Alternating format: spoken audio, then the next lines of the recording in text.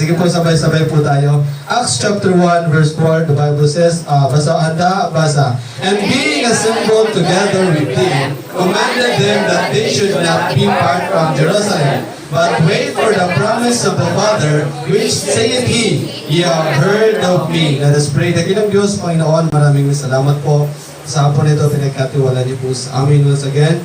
We thank you, Lord, for this privilege and opportunity, Panginoon. Ikaw po ang siyang magbigay sa amin, Panginoon. Itago niyo po ang inyong lingkod, Panginoon, sa inyong likuran.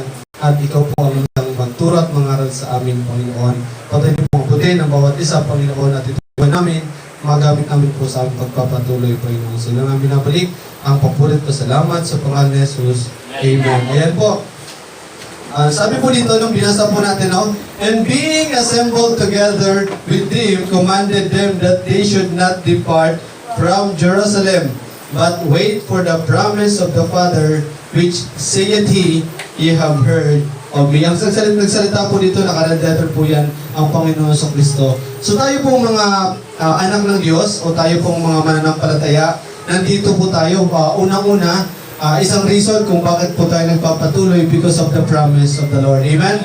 So dahil po sa pangako ng Diyos sa atin, sapagkat ang pangako po sa atin ng Diyos na hindi niya po tayo papabayaan. Ang pangako po sa atin ng Diyos. At yung po nga, pangako sinasabi natin, iba po yung pangakong galing sa atin, pangako ng tao, tsaka pangako ng Diyos. Kasi kapag sinabi pong pangako ng Diyos, hindi po yun basta-basta nababalik. Pero kapag sa atin po, kahit magmangako tayo, ay sige, nangangako ako na susunod na buwan ay babayaran na kita. Tapos nakalipas na yung 3 buwan, wala pa rin yung bayad. So ganun po yung tao mangako. Lumilipas ang ilang panahon bago matupad. So hindi po agad-agad nangyayari kapag ang tao ang nangako. Pero ang Diyos po, kapag nangako po siya, tunay po yan. At kailangang hinihingi po sa atin ng Diyos is yung pagsunod. Bakit? Bakit kailangan natin sumunod? Sapagkat may pangako ang Diyos, eh. Amen? Amen? So kung hindi ka susunod, hindi mo marireceive yung promise. Yes. Tama? Yes. So kung hindi ka magpapatuloy, hindi mo marireceive yung promise. So mayroong pong promise ang Panginoon sa atin. Yun po yung binigay sa atin sa hapon ito ng Panginoon, na kung saan binigay sa atin yung pangako na bilang tayo ay sumusunod sa Panginoon, may binigay siyang 5 pangako sa atin ng Panginoon. So unang-una po, ito po yung title po ng message na to is Promise to the Obedient. Promise to the Obedient. Meron pong pangako ang Diyos sa mga sumusunod. Bakit wala kasi nagreklamo? Bakit hanggang ngayon hindi ka pa rin pinagpapala? Bakit hanggang ngayon puro pagpapalo yung nare-receive namin? Bakit hanggang ngayon puro problema yung nare-receive namin? Bakit hanggang ngayon hindi ako umasenso? Bakit hanggang ngayon hindi ako nagbubunga? Bakit hanggang ngayon nandito pa ako sa kalagayan na hindi lumalago sa Panginoon? Because you are not obedient. Amen? Because you are not obedient. Kasi hindi tayo sumusunod eh. At hindi tayo sumusunod sa Panginoon. Kapag tayo pa ay sumusunod sa Panginoon, meron pong sinabi ang Biblia sa atin. Tingnan po natin, promise to the obedient. First point po natin, guidance into pleasant path. First point, guidance into pleasant path. Tingnan po natin ang Psalms 23 verse 2. Basahin ko na lang po, pakifollow na lang po sa inyong mga mata. He maketh me to lie down in green pastures. He leadeth me beside still waters. Pag sinabi po natin mga kapatid, still waters, hindi po yan magalaw. Pag sinabi pong still waters, hindi po yan maragasa. Hindi po yan nagraragasang tubig, ilog o tubig. Pag sinabi pong still waters, mapayapang tubig. Na kung saan ay pinapakita po sa atin ng Panginoon na ang pinangako sa atin pong mga sumusunod, pleasant, guidance into pleasant path. Bakit ang gulo ng mga dinadaanan natin? Kasi hindi tayo nag-guide eh. Bakit hindi tayo nag-guide? Kasi hindi tayo sumusunod. Amen? Simple lang eh. Pumunta ka dito sa kanan, kumaliwa ka.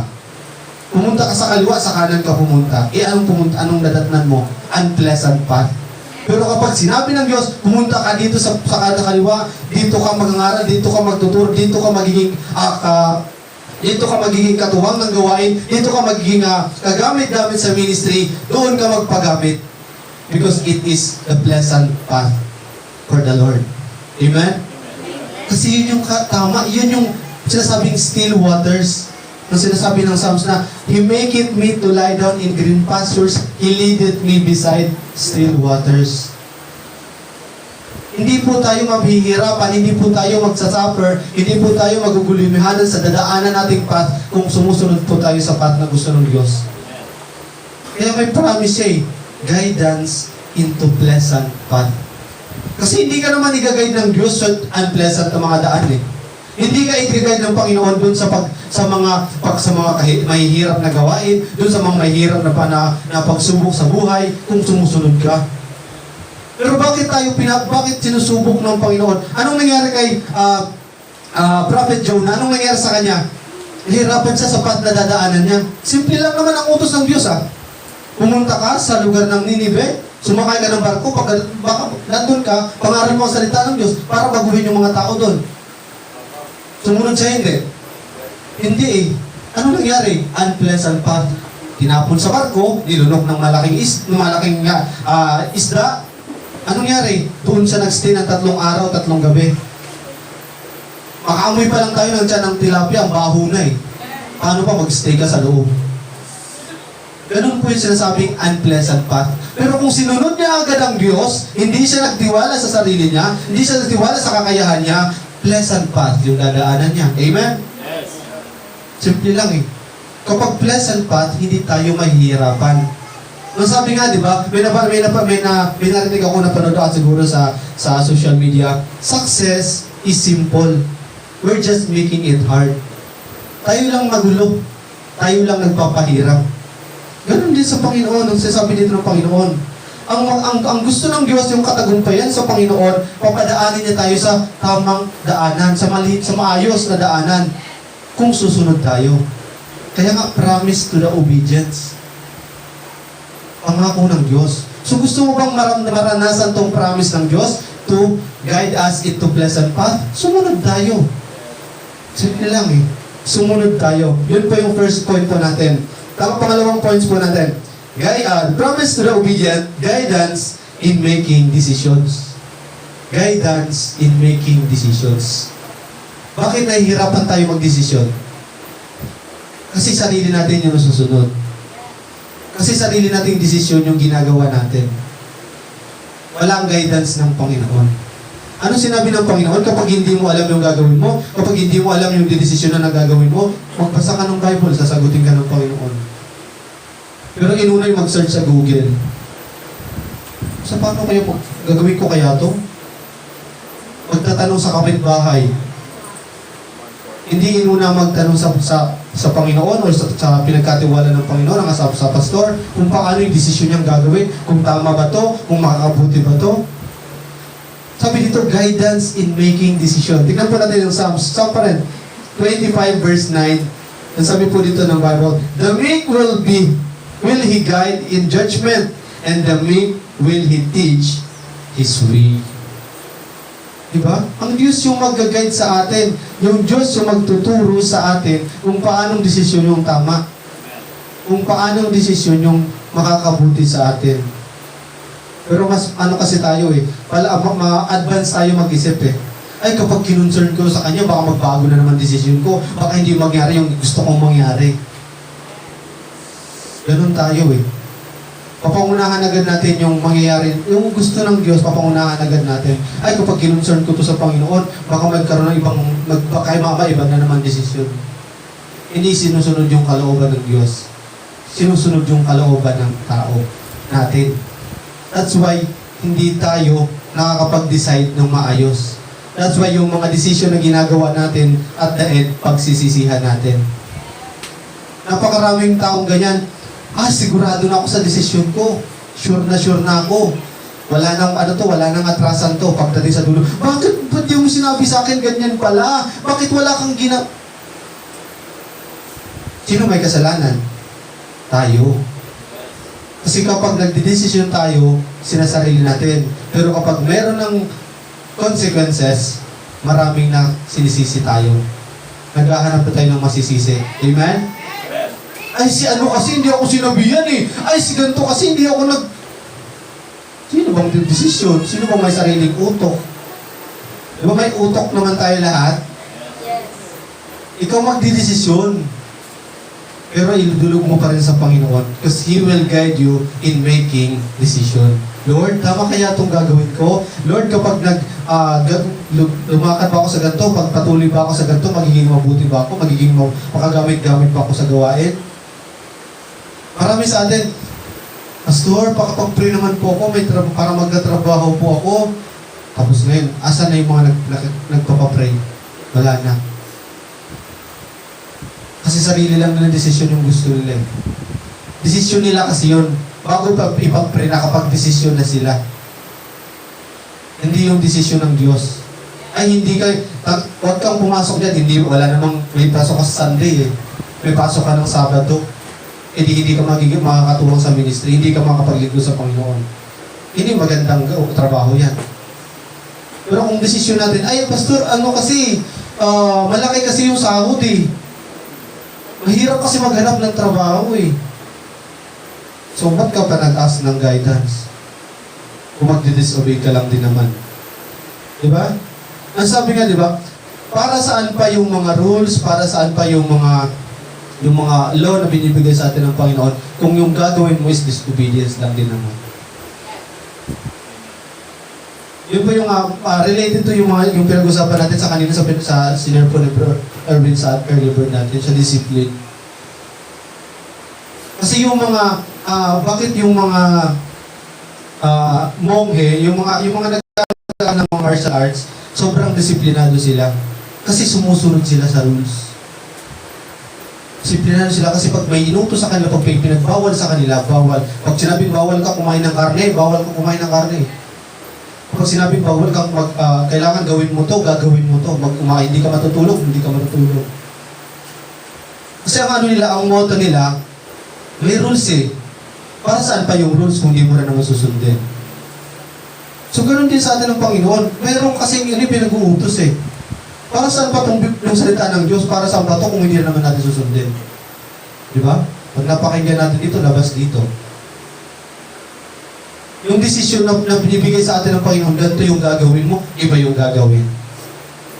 So, nahihirapan tayo. Nagugulumihanan tayo. Nag-struggle tayo kapag mag-decide tayo. Ay, hindi, ito yung tama eh. Pero maraming mahihirapan. Pero ang sabi ng Diyos, huwag yan. Di bali nang masaktan ka, di bali nang makakasakit sa pusa, naramdamin mo yan, mararamdin, parang dudurugin kapag hindi mo ginawa yan. Basta huwag yan. Kasi hindi magiging maganda resulta niyan. Tamang desisyon yan eh. Yun yung tamang desisyon na gusto pagawa sa atin ng Panginoon. Pero ang anong gusto natin, yung nararamdaman natin. Ay, feeling ko kasi dito ako magiging masaya. Baka mamaya pag nakapasok ako sa work na to, double pay, triple pay, malaki yung kikitain ko. Desisyon natin talaga yung mangyayari. So, promise to the obedience, guidance in making decision. Ginagayad tayo ng Panginoon. Kung tama, kung sumusunod tayo, igagayad tayo ng Panginoon. Pero kung hindi ka sumusunod, huwag kang aasa, huwag kang mag-a-assume na igagayad ka ng Panginoon. At huwag mong sasabihin na, bakit ganito yung binigay sa akin ng Panginoon? Naloko ko na.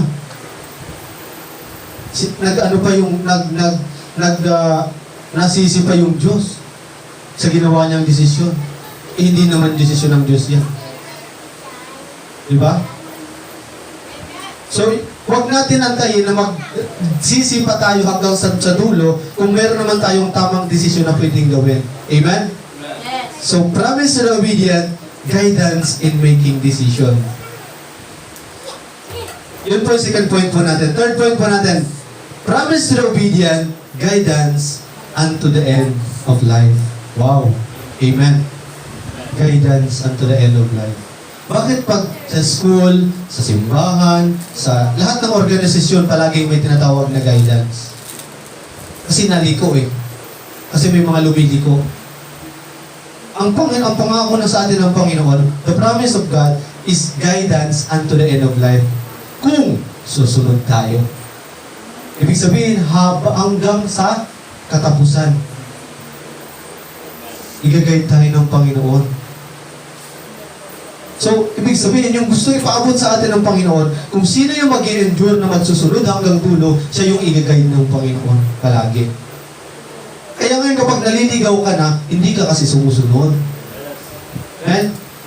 Bakit maraming nawawalang kapatid? Bakit maraming nanghihina? Bakit maraming mabilis bumagsak? Bakit maraming mabilis ma-offend? Hindi kasi sumusunod. Yun yung problema. Simple lang naman eh. Pagsunod. Pero yung word na pagsunod din, napakahirap gawin. Lalo sa atin ng mga tao. Kaya nga sabi may sinabi yung Biblia, the spirit is willing but the flesh is weak eh. Gusto ng spirito mo magsimba eh. Gusto ng pakaramdam mo, gusto mong pumunta sa simbahan. Gusto mong magpagamit sa gawain ng Panginoon. Pero yung katawan mo, ayaw. Yung sarili mo, ay sakit ng katawan ko eh. Gusto ko sanang magsulwini, kaya lang ang bigat ng katawan ko eh. Gusto ko sanang magsimba, kaya lang masakit yung ulo ko eh. Mahirapan tayong i-guide. Mahirapan ng Diyos i-guide tayo kung palagi tayong hindi sumusunod sa Kanya. Simple lang, kapag sumunod tayo, i-guide tayo until the end of life. Tignan po natin sinabi ng Psalms 48 verse 14. Puro Psalms po yung nito. Ma'am. For this God is our God forever and ever. He will be our guide even unto death. Diba? Kahit hanggang sa kamatayan, i-guide niya tayo eh. Diba? Sarap pakinggan. Even unto death. Pero ang iba, hanggang sa physical lang. Wala nang pakialam sa kamatayan. Kaya tayo nandito purihin ng Panginoon kasi alam natin that God will guide us even unto death. Na hindi tayo mapahamak. Hindi tayo magkaroon ng walang hanggang kaparusahan sa impyerno. Na magkaroon tayo ng buhay na walang hanggan sa langit. Na i-guide tayo ng Panginoon. Saan tayo unang-una nanghihingi lagi ng guidance? Sa mga parents natin, sa mga kapatid natin, at sa kaibigan natin. Kaya nga sasabihin ba, kapag may sinabi sa'yo yung yung kaibigan mo na masakit, pero makakabuti sa'yo, tunay na kaibigan yan. Pero pag sinabihan ka, okay lang yan, pero may at the end of the day, ikaw din yung maghihirap, hindi totoong kaibigan yan. So, ang sinabi ng Panginoon dito, pinangakuha niya tayo, kung susunod tayo, He will guide us and to the end of life. Hanggang sa dulo. Yung po yung third point po natin.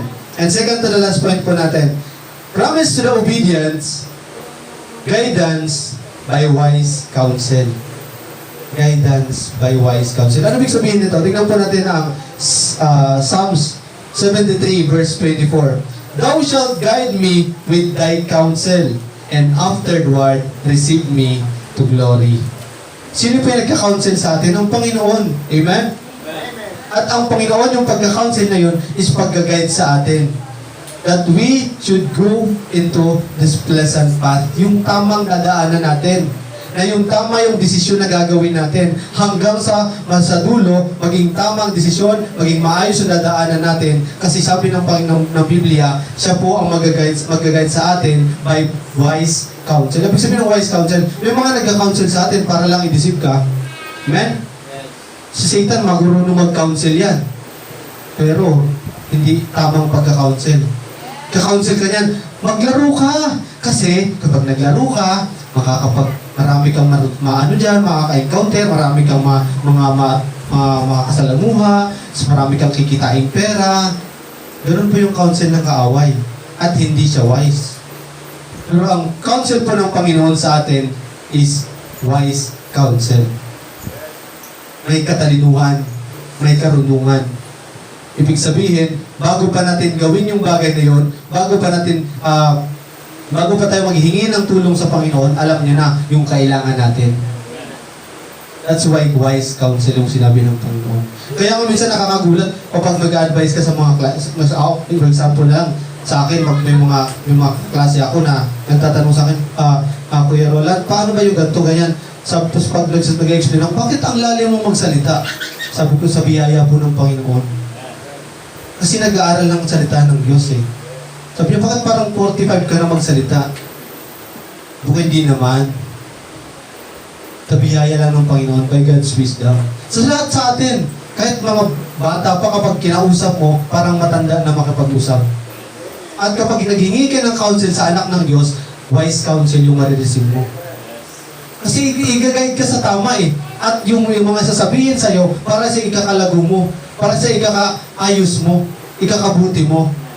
Kasi kung, ay, huwag ka namang problema, tara, itagay na lang natin yan. Patay tayo dyan. Amen. Yes. Ari ang Hinebra. Ari. So, yun yung mga counsel ng ungodly. Diba? Yung mababasa po natin sa Psalms 100. Diba? Yung mga ungodly counsel na isasabihan ka ng ganito para lang sa ikapapahamak mo. Sasabihan ka ng ganito para sa ikakawala mo sa gawain. Bakit ka pupunta dyan? Ang boring-boring dyan. Dito ka, maglaro tayo. Masaya dito. Pagkadating ng may nangyari, iyak.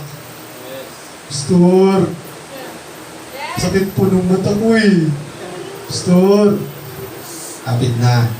Hihingi na ng wise counsel. Tama? Yes. Ganun tayo eh. Pero huwag sana habang nandito, habang maayos pa tayo, habang sumusunod pa tayo, huwag sana tayo kumapot sa ganun.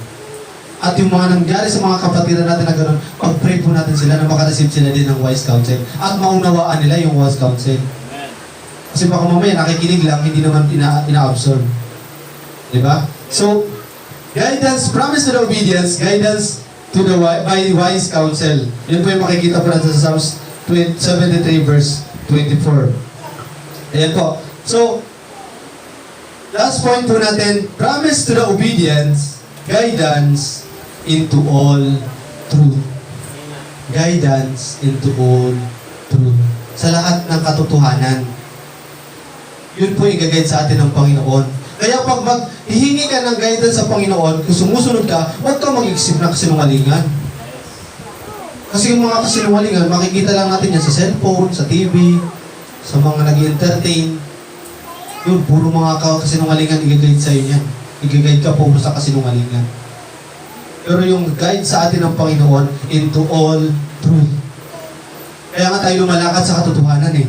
Kasi ginaguide tayo ng Panginoon sa katotohanan. At kaya tayo nandito kasi sa katotohanan. At kaya tayo pinupuksan ng mga diablo, kaya ayaw ng mga demonyo sa atin na nandito tayo kasi nasa katotohanan tayo. Amen? Kahit ikaw, kung ayaw mo ngayon na nandito ka, ayaw mo ng katotohanan. Amen? Yung sarili mo eh. Ay, ano ba yan? Lagi na lang ganyan. Yan kasi ang katotohanan. Bakit yan na lang palagi pinipreach? Sa early birds, service, Sunday school, puro na lang ganyan. Kasi ayaw mo ng katotohanan. Sino ba yung may ayaw ng mga ganun? Anak ng diablo. Mga anak ng diablo, mga demonyo, ang ayaw sa katotohanan. Siyempre, sino ba matutuwa sa katotohanan kung diablo ka? Diba? Puro kasinungalingan lahat gagawin ng isang diablo ng isang anak ng Diyos. At lahat ng maririnig niya kapag narinig niya ang salita ng Diyos, nagpapantigan-tingan nila yan. Parang nangiinit yung tenga nila. Ba naman yan, ingay-ingay. Patay nga yan. Diba? Pag nagpatugtog ka ng hymns, nagpatugtog ka ng mga pangmakalangit ng mga awitin. Ano ba yan? Ang boring naman yan. Ang isakit naman sa tenga niyan. Pero pag nagpatugtog, ang ganda niyan ah. Yung mga tawag doon, yung mga Metallica, hindi naman maintindihan kung kumakanta ba yan o sinasapian ng demonyo eh. Diba? At sa kahit saan tayo mapunta, sa taas pa, tayo nandun, pinupuksa na tayo ng diablo eh. Lalo pa kayo nandito na tayo. Maraming diablong pupuksa sa atin dito. Pero hindi pa pahintulutan ng Diyos. Sinakasbantay sarado na ito ng Panginoon. Pinadala niya ng kanyang mga anghel para bantayan ang lugar na to. Walang makakatibag sa Panginoon. At tandaan po natin, simula pa nung umpisa nakikipaglaban ang diablo sa Panginoon, kailan siya nagtagumpay? Hanggang sa dulo, sa Revelation, ikukulong pa rin siya ng 1,000 years. Wala, hindi mananalo ang kaaway. Kaya huwag tayong matakot. Huwag kang kabahan. Kung tungkol lang naman sa katotohanan yung ginagawa natin eh. Kasi kung mali yung ginagawa natin, doon kakabahan. Kasi makukulong ka eh. Pero tama naman yung ginagawa natin, sa katotohanan naman yung pinagagawa natin dito eh. Kaya hindi sila dapat yung mahiya sa atin. Sila dapat yung matakot sa atin. Kasi tayo nasa Panginoon. At may kalalagyan niya yung mga taong yan. Hindi tayo nag-curse. Yan ang katotohanan. Amen? Ang cursing masama sa atin. Pero yung nagsasabi tayo ng katotohanan. Kaya nga sabi ng mga unbelievers sa may mga ibang denominasyon, grabe naman yun, mga Kristiyano kayo, mga mananampalataya, kung sasama ng mga sinasabi nyo, pinapatay nyo na kami. Hindi kami nagsasabi noon. Hindi kami nag-curse. Hindi kami nagsasalita ng masama. Nagsasabi lang kami ng totoo. At sa kanila, ang pagsasabi ng totoo, masakit. At ang pagsasabi sa kanila ng totoo, masama. Ganun po yung mindset ng unbelievers. Kaya nga, kapag sumunod tayo, i-guide niya tayo into all truth eh. Pero sila hindi sumusunod. Saan sila sa i-guide? Into all lies. Sino mag-guide sa kanila? Ang Diablo. Kaya huwag kang mag-expect, huwag tayo mag-expect, kapag nag-share ka, maintindihan agad yung sinabi mo sa'yo na katotohanan. Minsan nga, malayo ka pa, ginagano na yung kamay, oh. Ano ka nun? Malayo pa yun, ha? Parating ka pa. Nakayuko na. Minsan, ginagawa ko para hindi masyadong halata, nakayuko na lang ako. Pagkatingin ko, nakagano na yung kamay, oh.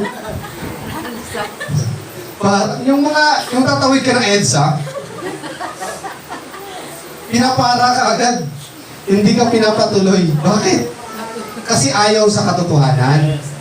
Bakit ayaw sa katotohanan? Ang unang reason bakit ayaw sa katotohanan, kapag nasa katotohanan ng isang tao, kapag nasa katotohanan, babaguhin yung ugali mo. Yung ugali mong pang-demonyo, gagawin yung pang sa Diyos. Yan yung dahilan ng bayaw ko eh. Pag naging Kristiyano daw siya, kapag naging Baptist daw siya, ay hindi na daw siya makakasayaw-sayaw. Sabi na, ay, pambihira. Anak ka na ng Diyos, wag gagawin po anak ng Diablo. Anak ka ng teteng din ha. Ang reason niya, babaw eh. Hindi na daw kasi sila makapag-inom, hindi na mag-isisigarilyo man. Wala na daw yung bisyo. Yun po yung mindset ng mga anak ng Diablo. Kasi kinounsel sila eh, na ito yung mga kapag-pasaya sa'yo, ito na yung buhay, kapag kung saan ka nabuhay, dyan ka na mamamatay. Ganun po yung kinounsel sa kanila. Ganun yung tinatak sa kanila ng demonyo. Purihin ang Panginoon sapagkat sa atin, na ano pa tayo ng katotohanan. Natanggap pa natin yung katotohanan. Sa kanila, sarado na yung katotohanan. Kapag mag-share ka ng, ako na magbabasa nito.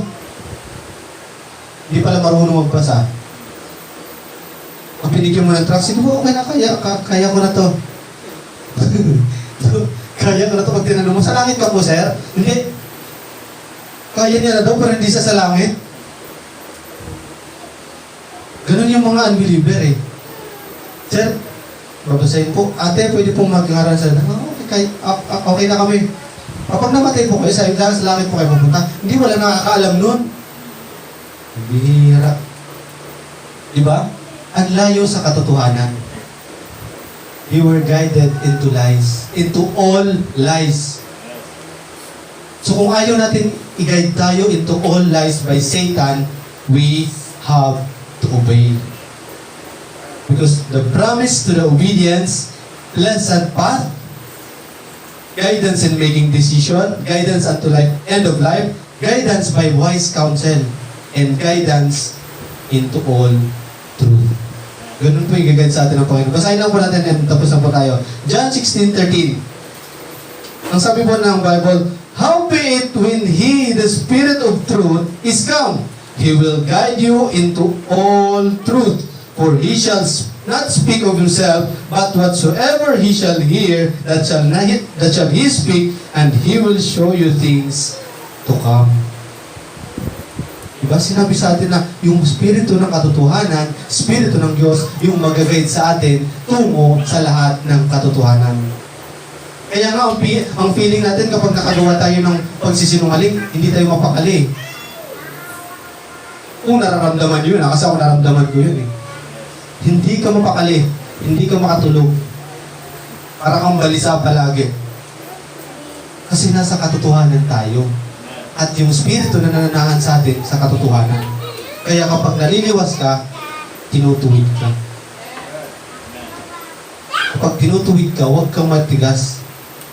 Huwag tayong matigas ang puso natin. Huwag tayong matigas yung isip natin. Kasi the Spirit will guide us into all truth. Yun po yung gagawin sa atin ng Panginoon. So, the promise to obedience, guidance into pleasant path, guidance in making decision, guidance unto the end of life, by wise counsel, and guidance into all truth. purihin po ang Panginoon. To God be the glory. Amen. Amen.